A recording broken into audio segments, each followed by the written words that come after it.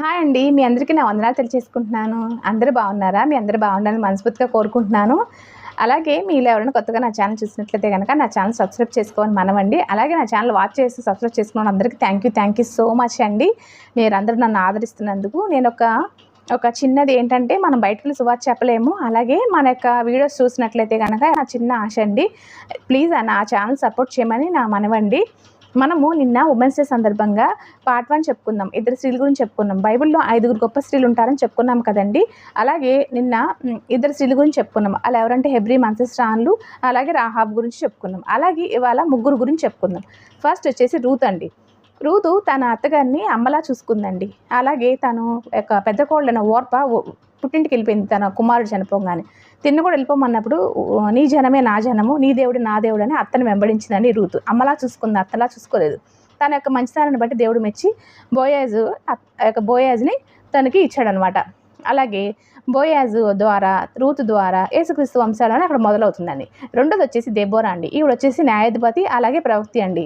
కనాను దేశంలో రాజు ఇశ్రాయేల్ జనాంగానికి అక్కడ కష్టపడుతున్నప్పుడు బారాకు అనే అతనితో తెలివిగా ప్లాన్ చేసి అక్కడ ఇశ్రాయేల్ జనాంగం యొక్క బానిసత్వం నుంచి విడిపించి తన యొక్క తెలివితేటలతో దేవుని భయభక్తులు కలిగి నమ్మకంగా ధైర్యం కలిగి రాజుని ఎదిరించి అక్కడ అనేది సాహసం చేసి ఇశ్రాయేల్ జనాంగానికి ఒక తల్లిలాగా ఆదరించిందండి ఒక దెబోరా అన్న పేరుకి తేనెటీగ అని అర్థం. అలాగే ఇంకోటి వచ్చేసి ఎస్తేర్ అండి. ఎస్తేరు గురించి అందరూ తెలిసిందే. ఎస్తేరు తన చిన్నతనంలో తల్లిదండ్రులు పోగొట్టుకుంటుంది. తన పినతండ్రి అయిన మొర్దెకై దగ్గర తను పెరుగుతుందనమాట. చాలా మంచి అందగత్తె అనమాట. బైబిల్ గ్రంథంలో ఎస్తేరు అందగత్తె అనమాట. అలాగే ఈ యొక్క ఎస్తేరు ద్వారా తన యొక్క మొర్దెకై అయిన తన యొక్క పినతండ్రి అయిన యూదు జనాంగాన్ని తను కాపాడుకుందండి. ఎలా కాపాడుకుందంటే, రాజు అక్కడ రాజు ఉంటాడు. అక్కడ రాజు ఉన్నప్పుడు రాజు వస్తీ తన ఎదురు చెప్పిందంటే, అంటే తన యొక్క రాజు మాటను ధిక్కరించిందని చెప్పి వస్తీని తను తీసేసి అక్కడ రాజు మరొక స్త్రీని వివాహం చేసుకోవడానికి పిలిపించినప్పుడు ఈ యొక్క ఎస్తేర్ అనేది ఎన్నుకుంటాడు రాజు. ఎస్తేర్ బాగా అందగత్తె కదండి, ఎంచుకున్నప్పుడు రాజు యొక్క దయను పొందుకుంది అక్కడ ఎస్తేరు.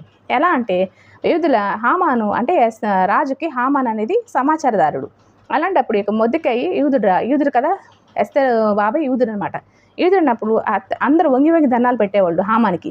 ఈ రాజుకి ఈ యొక్క హామానికి మొర్దెకై మాత్రం నమస్కారం చేసేవాడు కాదు. ఇది ఒకటి మనసులో పెట్టేసుకొని అక్కడ ఆ యొక్క విషయం బట్టి యూదులు అందరి మీద పక్క పెట్టుకుని ఆ యొక్క రాజుకి వెళ్ళి లేనిపోయిన మాటలు చెప్పి మొర్దెకై యూదులందరికీ మరణ శిక్షణ అనేది వేస్తాడనమాట. రాజు దగ్గరికి వెళ్ళి ఎట్లా వెళ్ళింది, 3 రోజులు దేవుని సన్నిధిలో ఉపవాసం ఉండి ఆ యొక్క శిక్షణ అనేది తీసివేసింది. ఈ యొక్క ప్రార్థన ద్వారా రాజు దగ్గర దయ పొంది దేవుని యొక్క దేవుడు రాజును ప్రేరేపించడం ద్వారా మొర్దెకై చేసిన పని అంటే మొర్దెకై